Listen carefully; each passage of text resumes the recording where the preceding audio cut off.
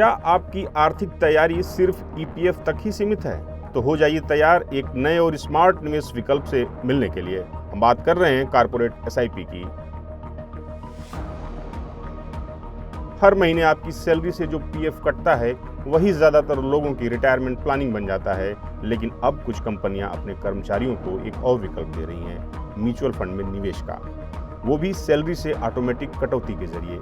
इसे कहते हैं कॉर्पोरेट सिस्टमेटिक इन्वेस्टमेंट प्लान यानी कॉर्पोरेट एसआईपी। जहां ईपीएफ एक तय रिटर्न वाला सुरक्षा कवच है, वहीं कॉर्पोरेट एसआईपी एक ऐसा तरीका है जिससे आप लॉन्ग टर्म में वेल्थ बना सकते हैं। अफसोस की बात है कि बहुत से कर्मचारी अभी भी इस विकल्प से अनजान हैं, लेकिन जो कंपनियां इसे लागू कर रही हैं वे अपने कर्मचारियों को आर्थिक आज़ादी की एक नई राह दिखा रही हैं।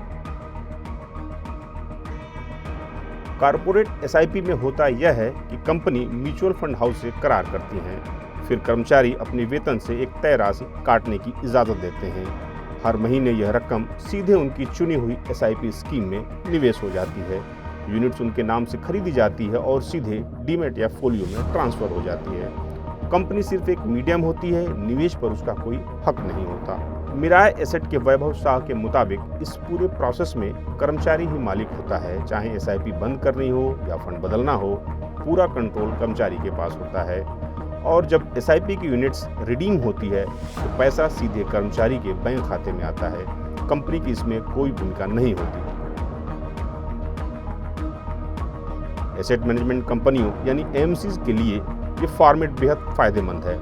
नियमित फंड फ्लो मिलता है, निवेशक बेच बढ़ता है और डिस्ट्रीब्यूशन का खर्च भी घटता है, क्योंकि अब उन्हें अलग अलग निवेशकों तक पहुंचने की जरूरत नहीं होती है। एक कॉर्पोरेट टाई अप से काम चल जाता है। फायदा कर्मचारियों को भी है। हर महीने सैलरी से ऑटो कटौती, किसी पेमेंट की चिंता नहीं, नियमित बचत की आदत और कंपाउंडिंग का जबरदस्त असर, यानी नौकरी के शुरुआती सालों से ही आर्थिक नींव मजबूत होने लगती है। मनी फ्रंट के सीईओ मोहित गांग कहते हैं, कॉर्पोरेट एसआईपी में निवेश आमतौर पर कुछ चुनी हुई स्कीमों में ही होता है। हो सकता है ये स्कीम कंपनी और एमसी के टाई अप के चलते चुनी गई हो, न कि आपकी प्रोफाइल के मुताबिक। इससे गलत स्कीम बेचने यानी मिस सेलिंग का खतरा भी हो सकता है। कई बार रिलेशनशिप मैनेजर कुछ खास स्कीम को प्रमोट करते हैं क्योंकि उन्हें उस पर ज़्यादा इंसेंटिव मिलता है। इसलिए ज़रूरी है कि आप खुद भी स्कीम को समझें और किसी भी निवेश से पहले सही सलाह लें। निवेशक और भुगतान करने वाला यानी कंपनी दो अलग अलग संस्थाएं हैं। इसलिए सेबी और एमफी के नियमों के मुताबिक थर्ड पार्टी डिक्लेरेशन अनिवार्य होता है। इससे यह साबित होता है कि फंड का स्रोत वैध है और मनी लॉन्ड्रिंग जैसी गतिविधियों से बचा जा सके।